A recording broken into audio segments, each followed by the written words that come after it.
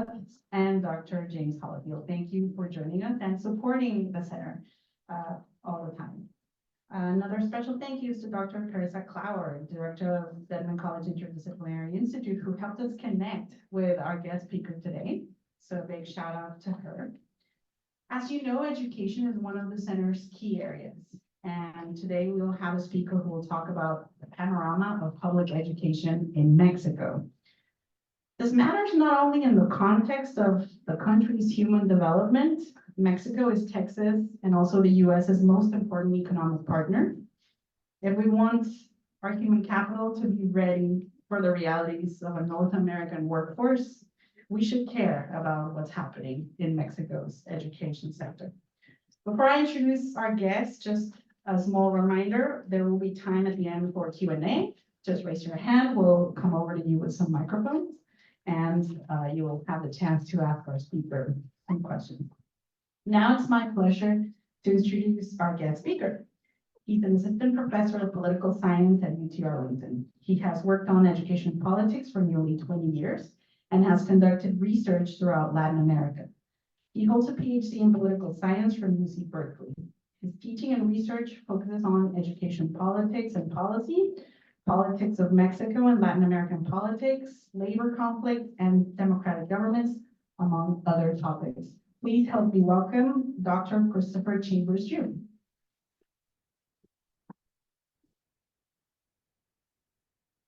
Okay, great. Let me raise the mic.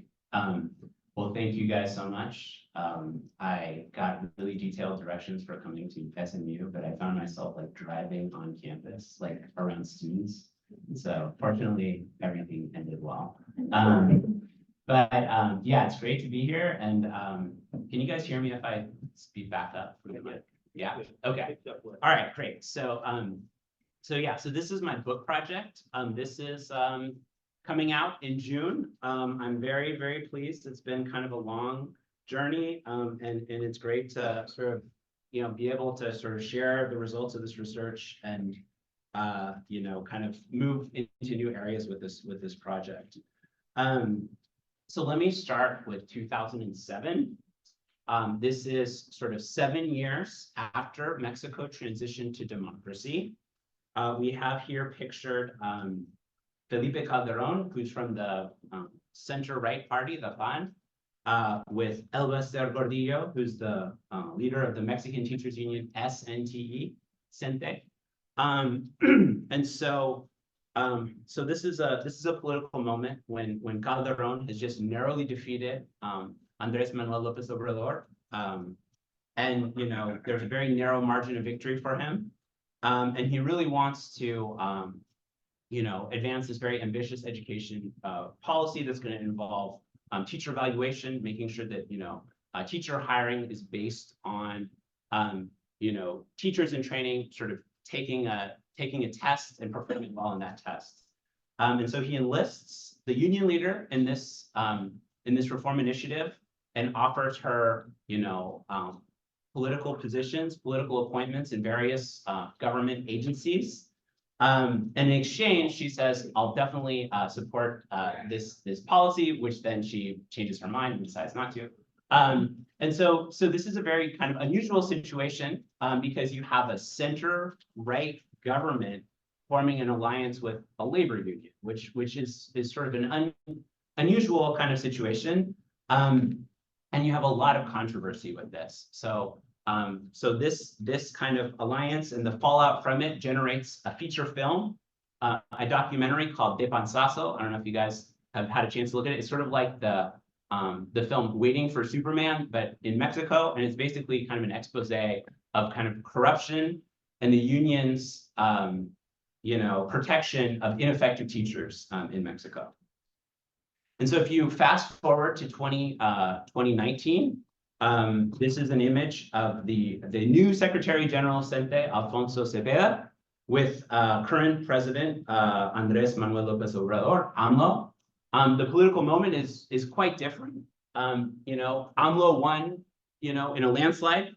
He sort of has a much more kind of populist approach to governing and to policy making. But what's really striking to me is that you have a very similar kind of relationship, a similar kind of alliance, where, you know, AMLO promises to kind of water down the teacher evaluation policies of his predecessor, Enrique Peña Nieto, ending these kind of in-service teacher evaluations that can threaten tenure. And in exchange, Cepeda promises to sort of support the government and make sure that teachers, you know, aren't out on strike. And so this is strange, right? The literature in political science sort of tells us that labor unions and political parties have these like long-term, enduring, stable relationships, and that they can be traced back to these sort of critical junctures or these moments when, you know, new sort of institutions are being founded. So you could, you know, think about like Argentina, where, you know, Peronist labor unions continue to support the Peronist party. You know, they sort of established this relationship in the 1940s when Juan Perón was president. You could think about it in Brazil with like the Workers' Party and unions in Brazil. And you know, these alliances are remarkably stable, even when, you know, governments of these parties sometimes, you know, enact reforms that go against the interests of workers. So one strand of the literature tells us that, you know, we should expect these alliances to be very stable and enduring. But, you know, teachers are not fused to pro-labor parties. So here's a case where the teachers are splitting from their longstanding partisan ally, the PRI, and supporting a center-right party. And this is a case where this split is not the party leaving the union, but the union leaving the party. So the junior partner is deciding, you know, I'm gonna move away and move on, and I'm sort of the one who has the sort of political leverage. So the other literature that I think is interesting to think about, especially in this particular political moment in the United States, but also specifically in Texas, is the relationship between teachers and left-wing parties. And the idea is that, you know, if you're a public school teacher and you're, you know, going to go to the ballot box, you're going to vote for a party that maybe is going to increase spending on public schools, or you're going to vote for a party that's maybe more skeptical of market-based solutions to policy problems. So maybe you have sort of shared policy preferences with left parties if you're a public school teacher. And, you know, there's sort of political socialization of teachers might also sort of cement this kind of relationship. So, you know, there's a sort of debate right now that we're having about the so-called woke, right? So this idea that, you know, public universities are kind of indoctrinating students with these sort of leftist kind of views. And, you know, we can sort of have disagreements about sort of, you know, how much of a problem this is in the United States. But what I can tell you is that in Latin American public universities and teacher colleges, you know, political socialization is a huge deal, right? So this is huge. And so, you know, there's a lot of emphasis on like popular education, on social justice. And so, you know, it's easy to sort of imagine that, you know, if you give teachers political rights and, you know, you have elections that are pretty clean, pretty free, pretty fair, the teachers are going to support the party that's sort of closest to them ideologically.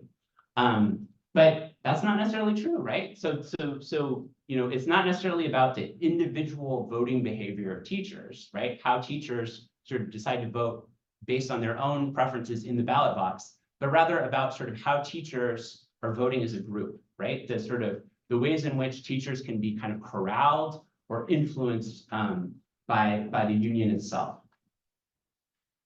So in the book, I'm really interested in exploring how these teachers' unions develop different political strategies. So if you look across the region at how teachers participate or are mobilized in politics, you're going to see that in some countries like Argentina, teachers are taking to the streets, they're protesting, they're blocking roads. If you guys are parents, you know, you might be looking forward to the start of the school year so that, you know, your kids will be out of the house.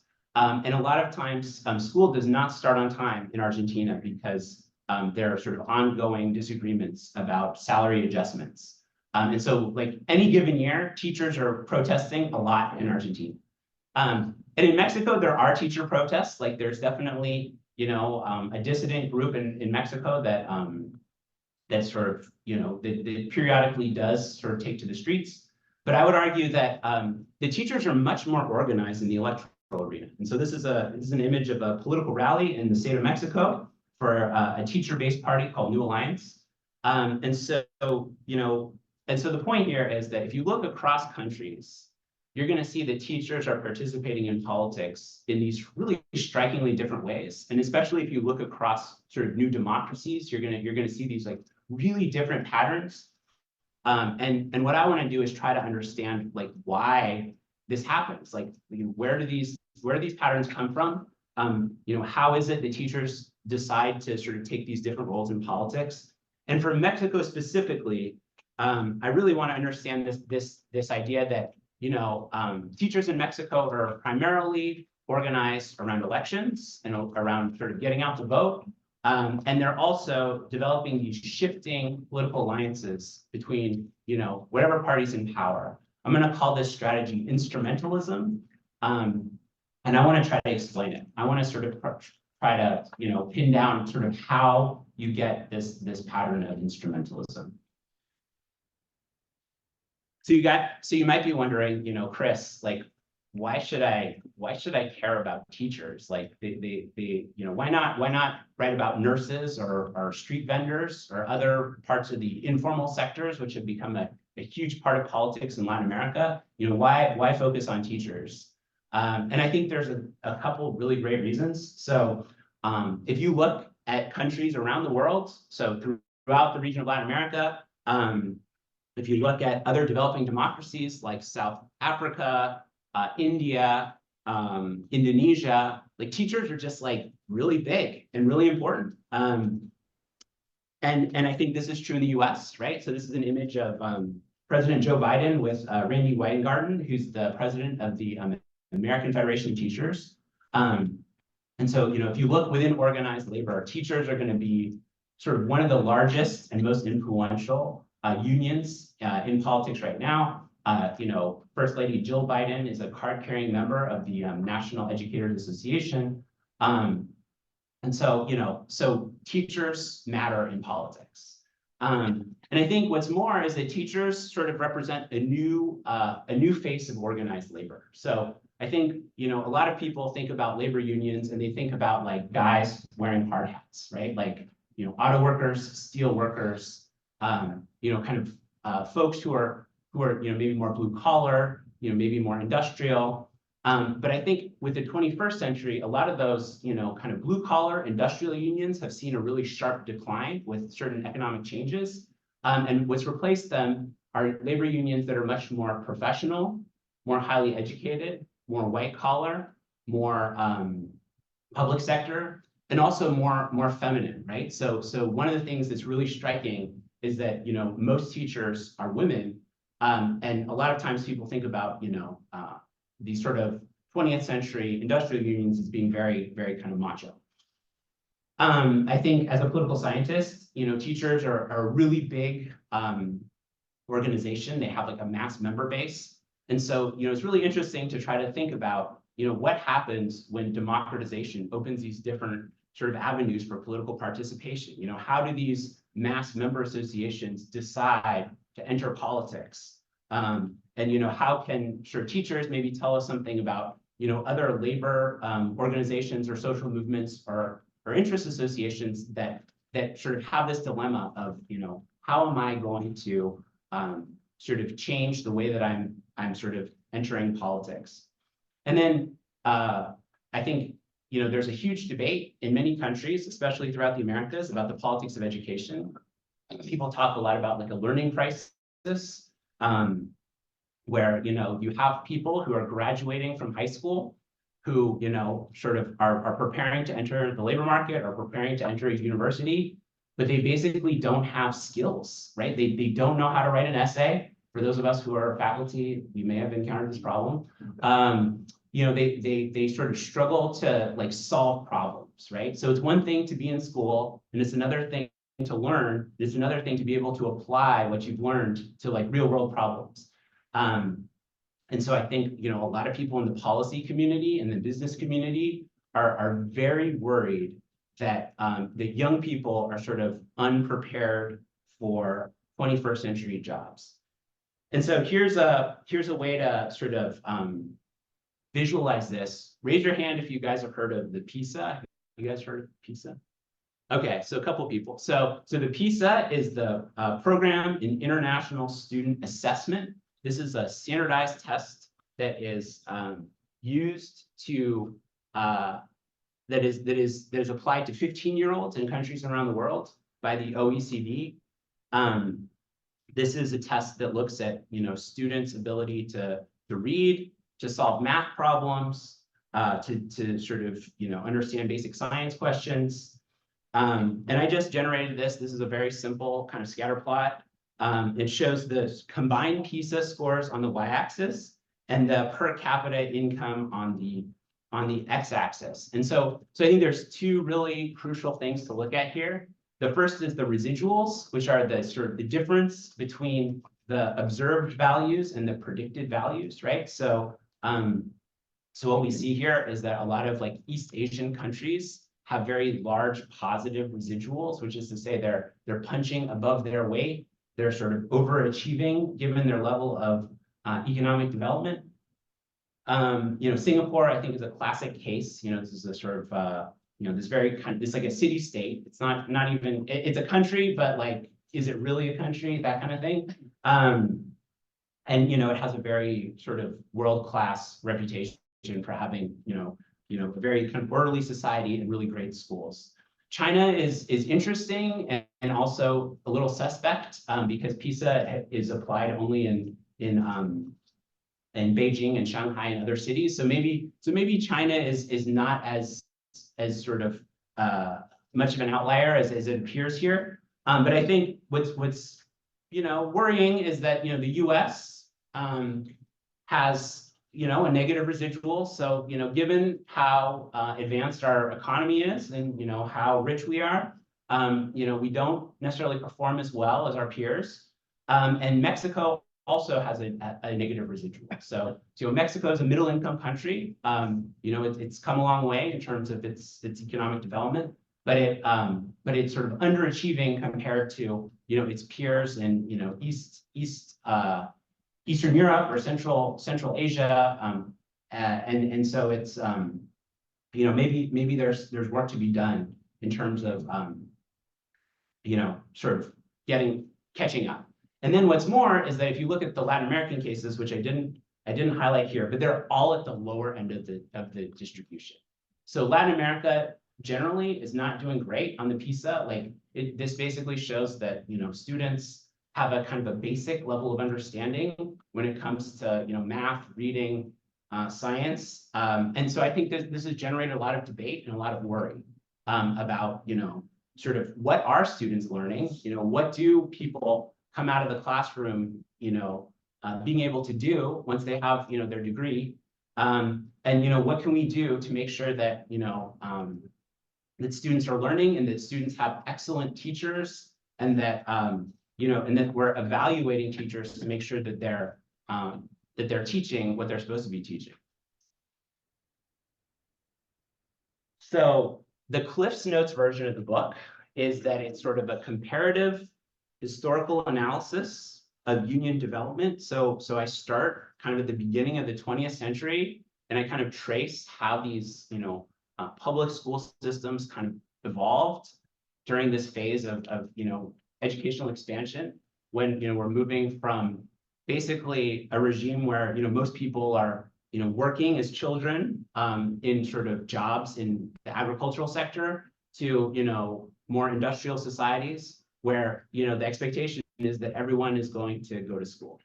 And so this is a big transformation that's taking place where the state is playing a huge role in trying to build schools, hire teachers, sort of expand coverage. And I trace this all the way up to the sort of 21st century. And sort of throughout this process, you see these kind of, ragtag, kind of disorderly teacher movements kind of taking shape and then kind of changing and evolving and eventually becoming, kind of organized labor, becoming more sort of a kind of a bureaucratic or established kind of political actor.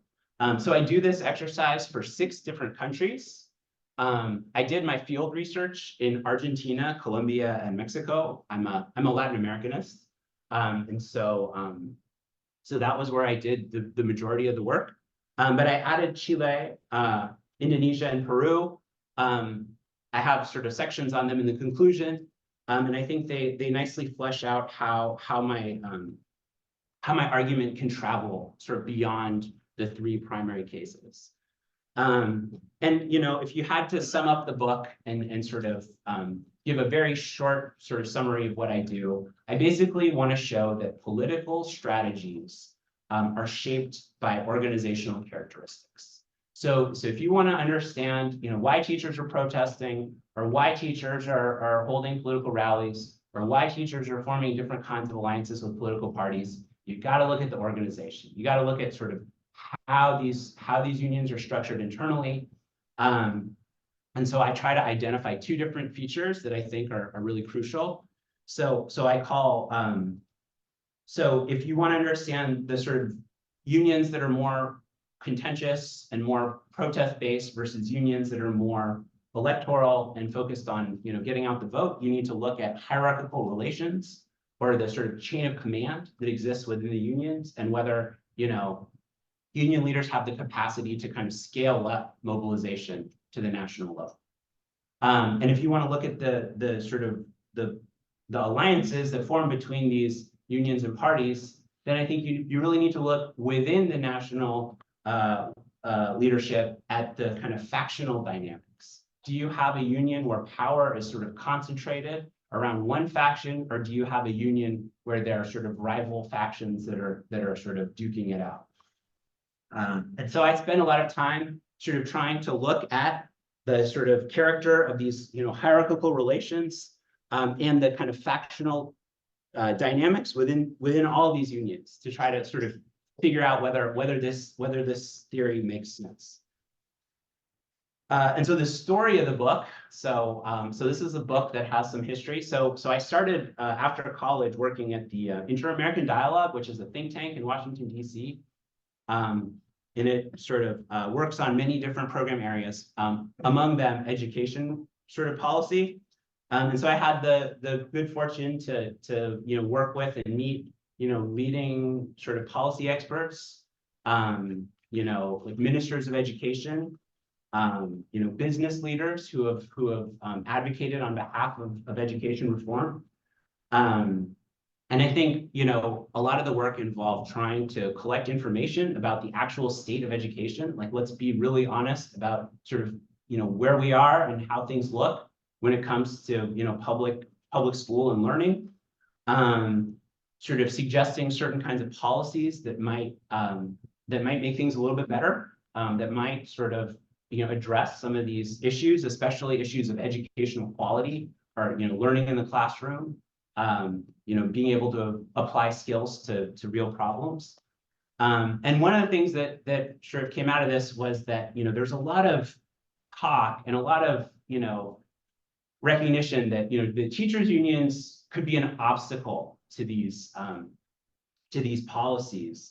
But the teachers' unions are really kind of a black box. Like, they're kind of not super transparent. It's hard to kind of get access to them. A lot of the people who are, coming in to the ministry, or, who are from the world of business, who are, international experts, like, really don't know much about how these unions actually are.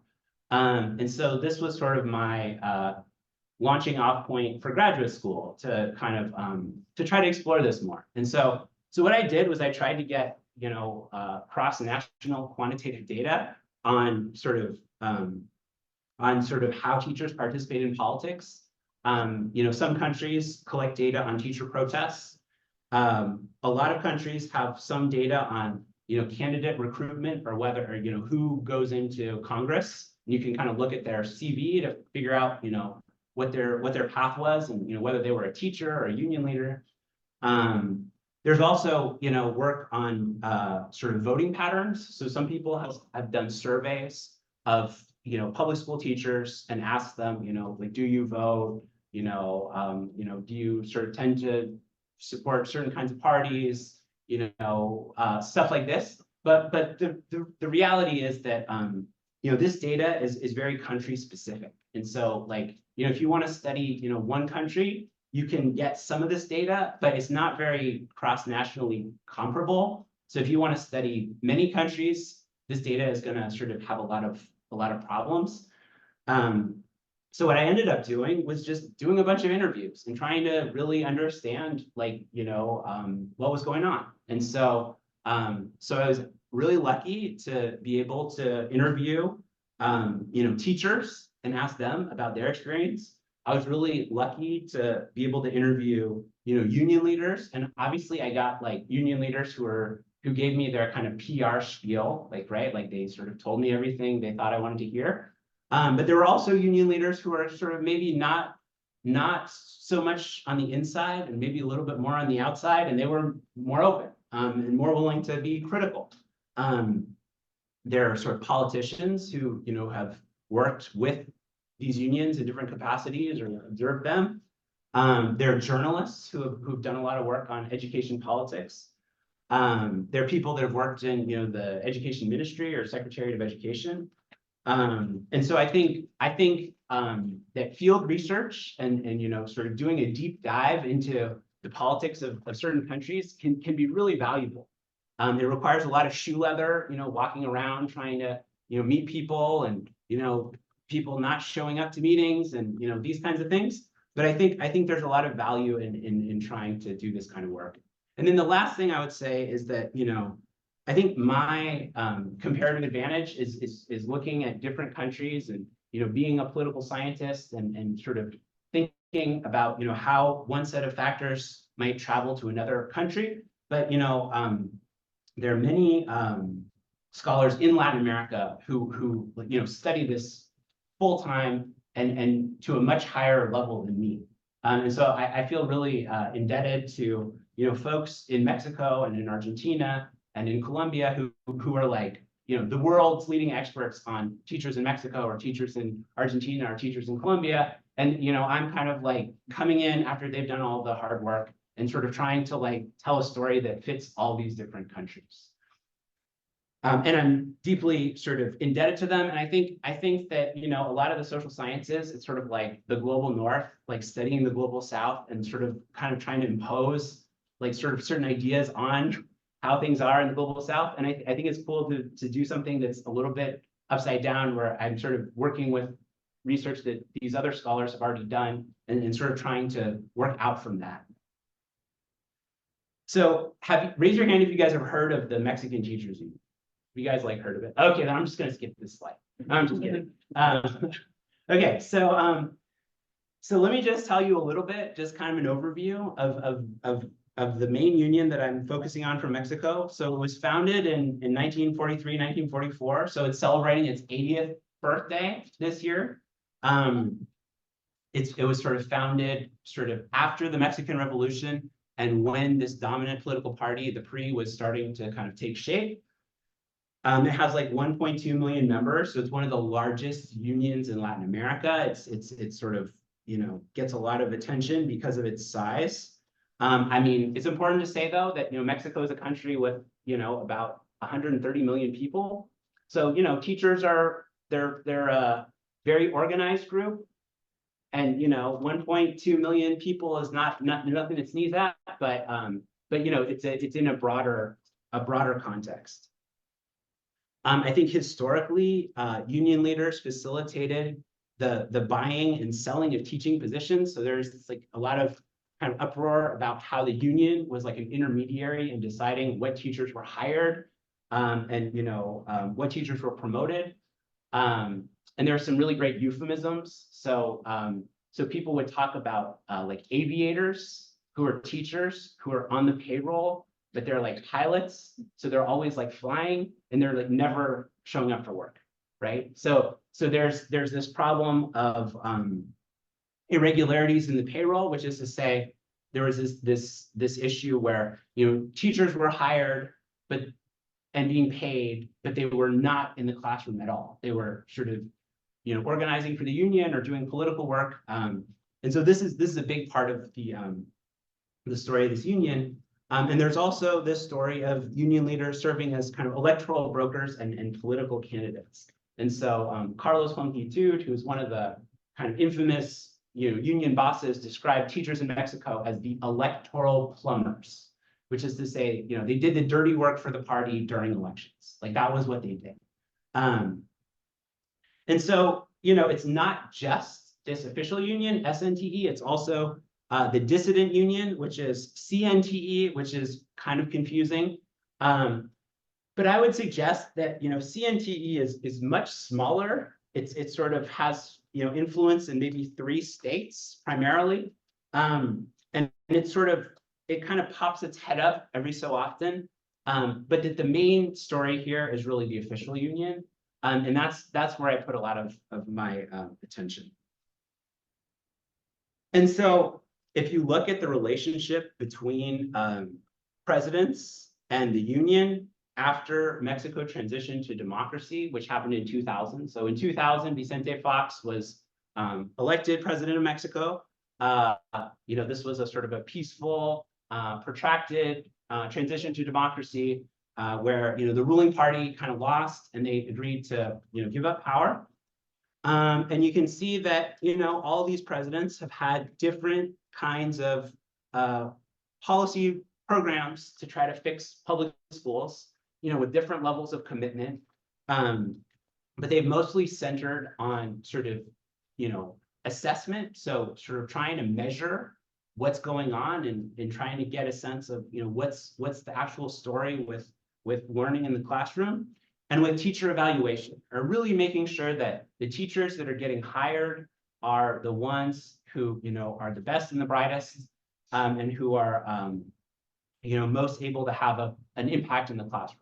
So these are sort of the 2 main kind of issue areas that these presidents have focused on. And what you can see in the last column is that, they've all had alliances with the union. So they've sort of decided that, the only way to do reform, paradoxically, is to kind of make a deal with the union and try to get the union on board with these education reforms. There's something interesting that happens in 2013 where President Enrique Peña Nieto, sort of after the fallout from Felipe Calderón's alliance with Gordillo, is kind of able to try to act independently and act with other parties to enact education reform. But sort of after Gordillo is removed, he kind of forms an alliance with the new union leader to try to kind of move forward. And I think this is the sort of figure that really tells the story of education politics in Mexico. So you have the debt crisis in the 1980s. Teacher salaries are going down. You have hyperinflation and you have austerity. So teachers are sort of experiencing a lot of hardship. There's a lot of protests because of that. But then I think what's really interesting is this kind of inflection point in the 1990s when you have President Carlos Salinas, who famously kind of steals the election, right, in 1988, and sort of needs political allies and decides, he's going to strengthen the teachers union because the teachers union is going to support the PRI. So as as Mexico sort of moves towards sort of democracy, the ruling party decides we're going to use the teachers union as our kind of base of support. And so it's sort of an ironic story because by giving so much power and resources to the union is like, actually, we don't want to work with you, right? Like they kind of are able to split. And that's because teacher salaries are automatically deducted as union dues and automatically deposited into the coffers of the national leadership. And so this is basically like a huge subsidy to the teachers union, right? It's like basically giving them this huge slush fund to like do whatever they want with. And they did whatever they wanted with it. So, they did a raffle for Hummer luxury SUVs. They did a cruise to Hawaii, private jets, and also a ton of political organizing and sort of activism. But I think this story, this figure really helps to sort of give you guys a sense of how, presidents think about what they're going to do when they're elected to sort of to try to govern and to try to make the teachers union happy. Okay, and I think like public school teachers, like not paid a lot, right? Like not the most glamorous work. Like I don't know about you guys, but I certainly would not want to be a public school teacher in Mexico. Like it's hard work, right? It's not easy, and it's difficult. And so I don't want to I don't want to sort of suggest that that teachers in Mexico, are undeserving. I think it's very hard work. But I think that there's been a lot of progress. So compared to other countries in Latin America, teachers are paid at a level that's much more comparable to professionals who are work in the field of law or engineering or healthcare. Like it's a more comparable kind of salary. And so this is just to say that this sort of continuous improvements in basic teacher pay have actually changed things somewhat. That I think you can argue that teachers in Mexico are much better paid compared to their counterparts in some other countries in Latin America.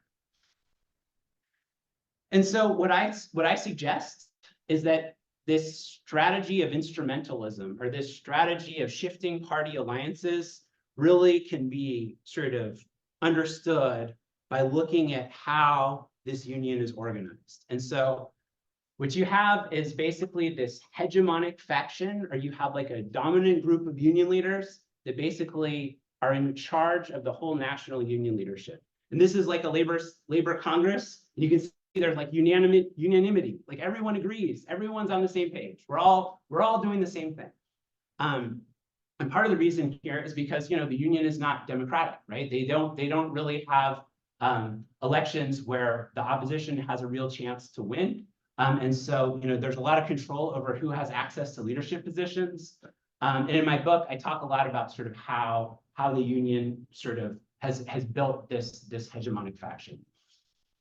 And then there's hierarchical relations. So this is a little bit different. So the consolidation of power is really about the national level, and then the hierarchical relations is about the ties between the national level and the union levels. And so here again, the national union leaderships, they basically can decide, how much they have some control over whether the local union leaders have money, because the National Executive Committee sort of manages the money. And they have these people called the emissaries. They're called los enviados. And they basically allow the National Executive Committee to project power over territory. So, if there's some kind of issue or some kind of, disturbance or some kind of threat, the National Executive Committee can deploy its emissaries to try to rectify the situation or negotiate something that will be favorable. And so this is an image of this sort of organizational chart of the union, and you can see there's a kind of a clear chain of command between the sort of the Secretary General down to the Secretary of Organization, and then there's a whole bunch of people that kind of operate under that structure. And so the union's motto is "We never lose," which is to say we're going to align ourselves with whatever party is going to win, and we're going to work with them no matter who it is. In an interview, one of the folks I talked to said, our motto is "We never lose." In another interview, someone said, the electoral machinery is the same, like it's sort of this structure that's kind of there. But what changes is where it is directed. And so basically, I mean, this is a very unique situation where the union can kind of turn itself in whatever direction it needs to go in order to never lose.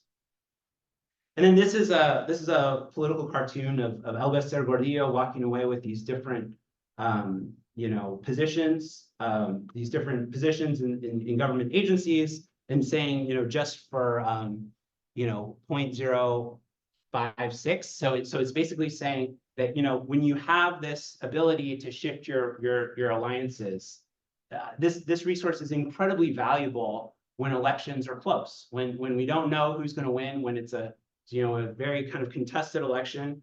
And so I think that's something to think about right now in 2024 as we're sort of entering a new electoral cycle in Mexico. So during the time I did field work, the union had formed its own political party, which was called New Alliance. Basically, the union used its brokerage network to build a new political party, and to sort of mobilize teachers around this sort of single issue party. And I think this is really interesting because a lot of teachers in 2006 did want to vote for AMLO, but the union was kind of able to sort of pull them in a different direction. And you can really see that, that these two entities are very overlapping. In an interview I did, a union leader said, in Cente's National Executive Committee, they talk about issues related to New Alliance, the party. After finishing the union's agenda for the day, they say, okay, friends, you're welcome to stay. And what comes next is the meeting of New Alliance. So like, these are very intertwined entities. They're almost inseparable. And I think, it's really interesting to sort of see the electoral capacity of the union. And so, so this is not a huge share of the electorate. This is not, I guess in some political science programs, they say, don't study anything that's less than 20% of the electorate, which is a little crazy. But like, this is a sizable chunk. And I think, again, if I were Claudia Sheinbaum and I were sort of wondering, I was sort of in a strong position, but not necessarily in a position where I knew for sure that I would win, then, this vote share would be very, very appealing to me. And I might, recruit the leader of the teachers union to be a senator, a Senate candidate on my party list, which happened. So let me sort of finish by saying that, this is really a story about how organizations matter for mobilization. If you want to understand how teachers are participating in politics and mobilized, you got to look at the organization. You got to look at how the union is set up, what resources are available, what are the capacities of these union leaders to do different kinds of things. That's my main claim. I think that, if you want to sort of extend my argument, teacher mobilization clearly matters for education politics, right? So if you want to understand how education politics change or don't change, I think teacher mobilization is a great place to start, and I think it's a really terrific place to sort of start to think about education politics. Since this is a sort of a Mexico politics crowd, maybe I think it's worth saying that corporatist entities, which are these kind of state structured organizations like labor unions or peasant associations, I think they've evolved in interesting ways in the wake of democratization. And so, a lot of people talk about, kind of like union decline and these kind of corporatist entities kind of fall apart, or other people maybe talk about how they become more kind of democratized. But I think my story is kind of the opposite, that they've actually become kind of like more hardened in some sense because of, electoral competition. So electoral competition can have this kind of perverse effect of shoring up these very powerful, labor organizations. And then the last point I would say is that, this has been a really long project, and so I'm really excited to work on some new stuff. And so, I'm kind of going in 3 different directions. I think the first thing I'm interested in is gender. And so, in Mexico, I think about 70% of teachers are women. But if you look at the union leadership, it's overwhelmingly male. And this has taken place even as, Mexico has made a ton of progress and achieved 50% representation of women in Congress.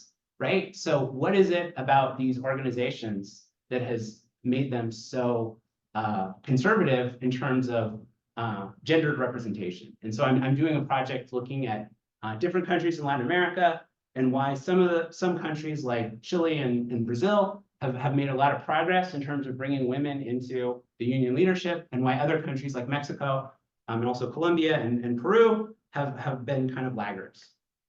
I'm really interested in looking at kind of education, politics, and public opinion.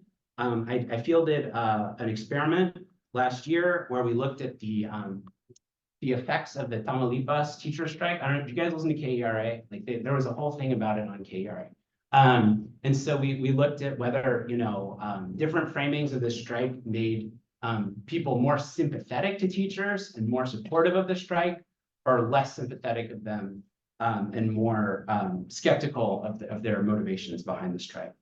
And then the last thing I'm doing, which I'm also excited about, is looking at the role of business in education reform. And I think, in a lot of countries, there are these business-funded kind of advocacy organizations. In Mexico, there's an organization called Mexicanos Primero that have sort of tried to kind of become players in the educational arena. And I'm curious to sort of understand better, to what extent they're able to actually, change people's attitudes towards education, and what extent they're able to change policy. So I'm doing some work there. And so, yeah, so my book is coming out in June. So I'm really happy to be able to sort of put this aside. And I really appreciate your attention and look forward to your questions.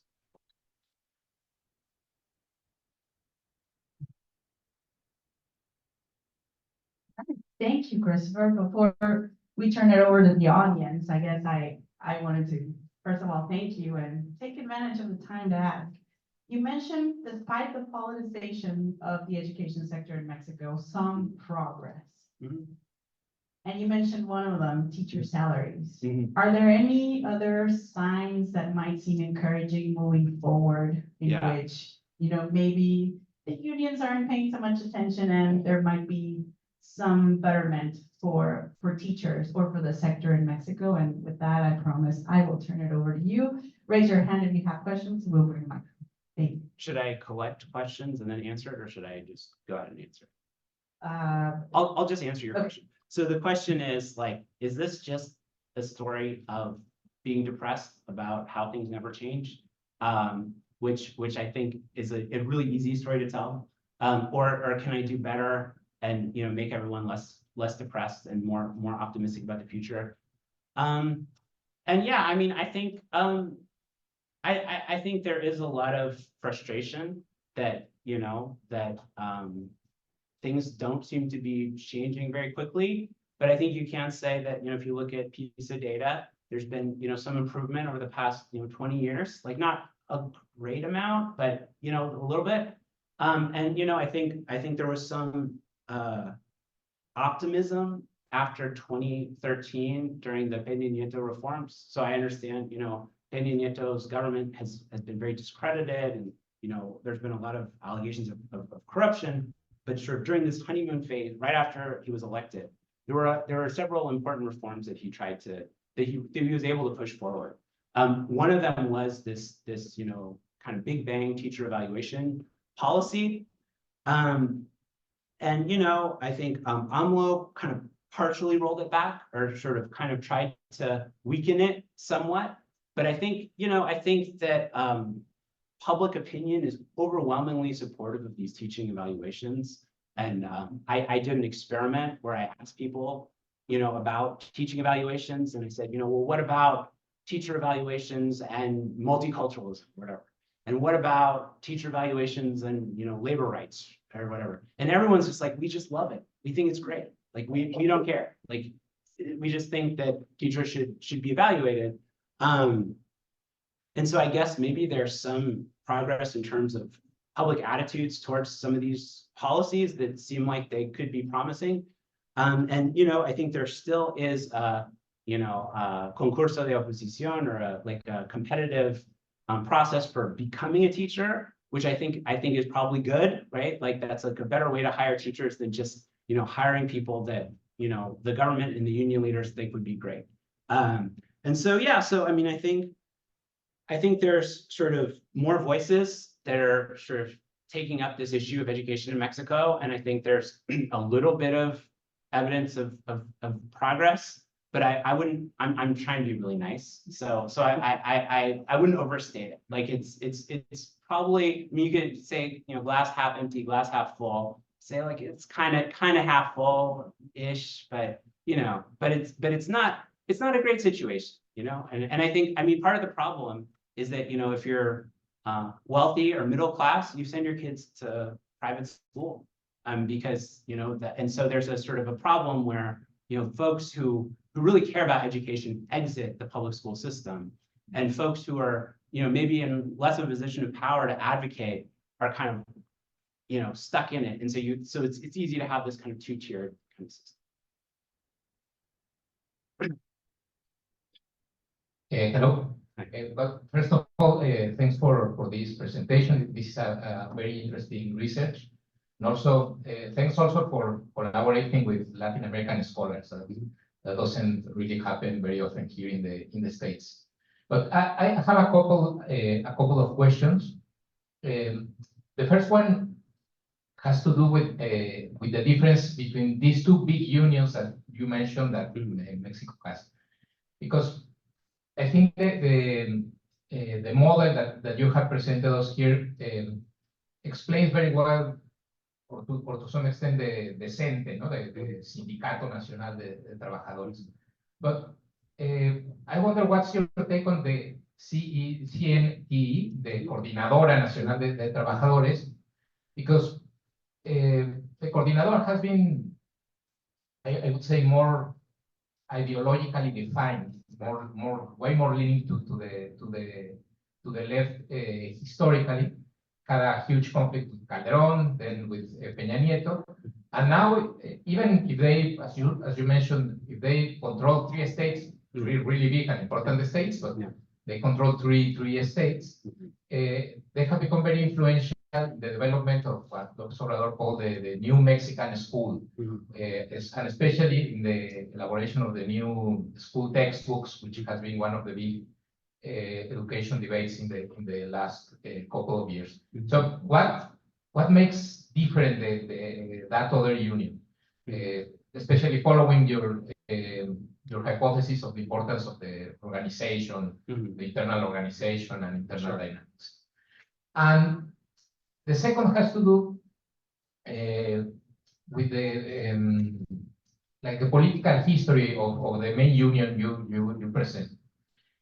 Because in the end, the CENTE was it was a monster created by the pre-regime. It was designed according to the logic of a corporatist state, an hegemonic party, and that they played very well their role. But during the last 3 decades, at least between 1997 and 2018, there was no hegemonic party in Mexico. So Vicente Fox or Felipe Calderón could control the federal government, but they didn't have control of Congress, and certainly they didn't have a majority of the states. Right. So how did the CENTE navigate that that political minefield? How were they able to strike deals with national governments without risking their alliances or their presence with the state governments? When you were presenting your findings, it came to my mind that possibly one reason for creating the New Alliance Party, the Nueva Alianza, probably was an instrument to give the union more flexibility to negotiate with everyone, so as to make reality their motto, nunca perdemos. So what would be your take on that? Thank you. Thanks, Pablo. Thank you so much. Yeah, those are really, really great questions. And I mean, I think I think you're absolutely right that La CENTE, La Coordinadora, is very ideologically distinct from El CENTE, and sort of it sort of defines itself as the opposition to El CENTE. And you're right that it's sort of rooted in these 3 big states, and that it's a big presence in politics in Mexico. And so this kind of created a little bit of a problem for me when I was a graduate student and trying to explain the nuances of the sort of union movement to my kind of graduate advisors who are like, we just want a national story about education politics. And so I think part of my answer is that, I'm trying to sort of say something that aggregates up to the macro level. If my view is that, ed cente is the sort of the more dominant form of teacher mobilization. And I think you're right that La Cente does sort of pose a challenge, but it's really interesting because when I was doing interviews, people would tell me like, look, like there's different versions of La Cente. There's one that's like very autonomous and very militant and very oppositional. And then there's another one that like is very publicly autonomous and publicly oppositional. But like at the end of the day, they kind of like make deals with the national union. And so I think that power does go from el cente to la cente, right? Like I think that it's maybe sometimes its level of autonomy is a little overstated. And I think that it does sort of present itself as a sort of a more kind of leftist, kind of alternative kind of vision of education reform, maybe one that's more focused on, equity and identity, which I think is good. But I think, in some ways, La Cente is kind of cut from the same cloth as El Cente. Like, especially like the section in Oaxaca, where there's some kinds of similarities in terms of the kinds of, hierarchical relations and the ways in which the union operates. So I don't know if that answers your question, but I think that it's hard to separate them in some sense. I think that there's a lot of ways in which, the kind of influence of the national union spills over and affects La Cente. And so I don't know if that fully answers your question, but I sort of see El Cente as the main expression of teacher mobilization in Mexico. And then in terms of how the El Cente navigated this kind of minefield of multi-party competition, I mean, I think that's a really fascinating thing, right? Like how do you sort of negotiate different governments having power at different levels? And so I think there is this kind of weird thing where there's some level of autonomy for the union locals to kind of do whatever they want at the state level, and for the national union to try to work with the federal government. And I think you're absolutely right that the fact that the PAN never controlled Congress was one of the reasons why the union was so crucial as a kind of a partner. And then the last thing I should say is that I think part of the problem with this strategy for the union was that it was kind of talking out of both sides of its mouth at the same time. So the union had an alliance with Fox, but it was part of the PRI. Like these kinds of things created a lot of problems. And so I'm not sure how sustainable the strategy is in the sort of way that it was adopted in this kind of period after democratization, when the union was really present in electoral politics as sort of flipping between different parties. I think now it's more supportive of the ruling party without necessarily being as loud in its kind of electoral politics.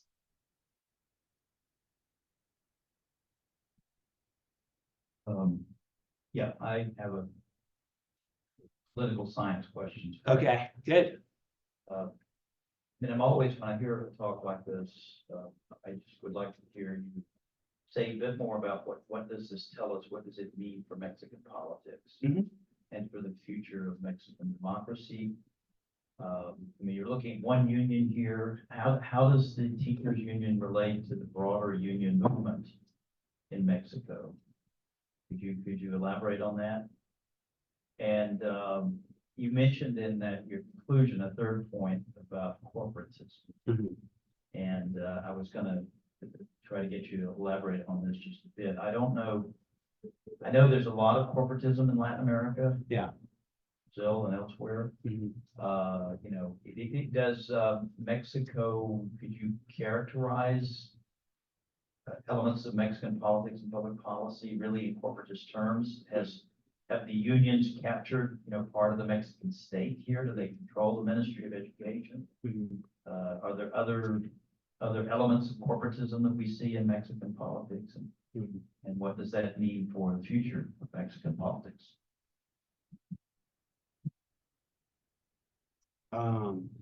Great. Yeah. So the question is, you know, sort of stepping back, you know, what can teacher politics tell us about Mexico as a sort of country that, you know, transitioned to democracy 24 years ago? And I mean, I think, you know, I think Mexico, democracy in Mexico has been kind of troubled, right? Like, I think that it's been sort of, you know, steps forward in terms of, you know, contestation at the federal level. But there have been, you know, problems with sort of subnational authoritarianism. So looking at, you know, these states, maybe Oaxaca is one of them, where you have these sort of entrenched political machines that were sort of linked to the ruling party that sort of did not transition to democracy with the sort of transition in 2000. And so in some sense, maybe this is sort of a similar story where you know, you have a, you know, kind of a new democracy, but it's not necessarily a blank slate. And so you have a lot of these organizations that are sometimes called legacy unions, that are unions that were sort of established during periods of authoritarian rule that have kind of persisted, and that they're kind of holdovers that sort of are still kind of hanging around. And so I think, you know, I think one of the kinds of stories here is that, you know, there is this, you know, kind of legacy of the union sort of having its fingers in the education bureaucracy and in the Secretary of Education, and that's sort of, you know, it's really hard for, you know, people who are elected, who are, you know, idealistic. Like, we all think of ourselves as like maybe wanting to do the right thing if we were in government. And like, if you were in government, like, you might want to do the right thing, but I think the incentives are not always there, because, you know, if you go directly after El Cente, then, you know, you have a lot of angry teachers and a lot of protests and a lot of sort of disorder. And so, you know, in the short term, you know, if I'm the president of Mexico, like, I'm not necessarily going to want to, you know, hit the hornet's nest and kind of let everything out. And so yeah, so I think in some sense it's kind of about the contemporary political incentives of presidents to kind of keep the status quo going. Especially when, you know, education, unfortunately, is kind of a low salience issue. Like, if you talk to voters in Mexico, they're probably much more concerned about crime and insecurity or about the economy than they are about, you know, education. And so I think it's really hard to sort of elevate this issue and make it like a central thing that like ordinary people really care about. We have a question over here. When we have a chance for this last question.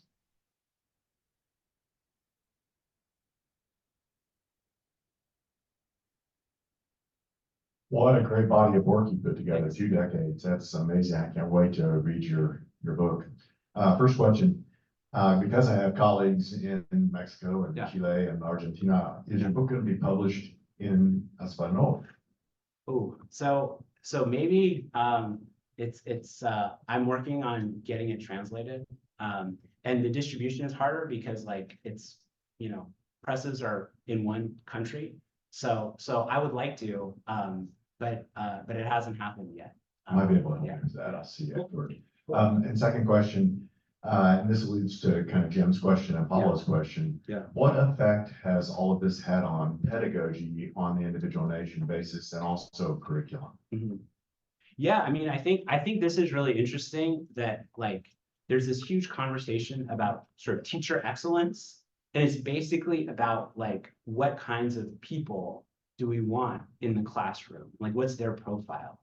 I mean, the analogy might be sort of like thinking about the US and thinking about, like, Teach for America, right? Like, we want, like, really high achieving, go-getter, whatever types, like, in the classroom, because they're going to bring a lot of energy, but maybe they're going to be completely kind of culturally tone deaf to the students they're working with, and there's going to be, like, a lot of attrition or something. I don't know. But, like, I think a lot of the focus is on, like, we just need, like, really smart people in the classroom. And there's a lot less about, like, how to teach or, like, what what it actually looks like when they are in the classroom. I think a lot of the focus is much more on sort of, kind of trying to like look at the metrics and looking at the numbers and measuring, how teachers teach. But I mean, I think there are certain kinds of classroom observations that are really bad. So like if I'm teaching you guys and I like walk out of the classroom, that's not good, right? If I'm teaching you guys and I'm like on my phone, that's not good either. If I'm teaching you guys and I'm sort of having a social conversation with a student, that's not good either. And in some of these, countries, they do like classroom observations and like all of those things happen.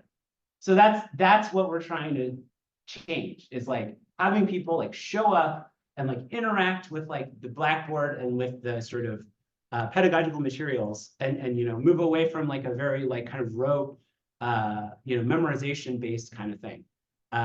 But I think it's very much a work in progress, and I do think that for whatever reason the policy debate is about kind of like the best and the brightest and less about like, well, how do you teach? And I think that's a real criticism to think more about.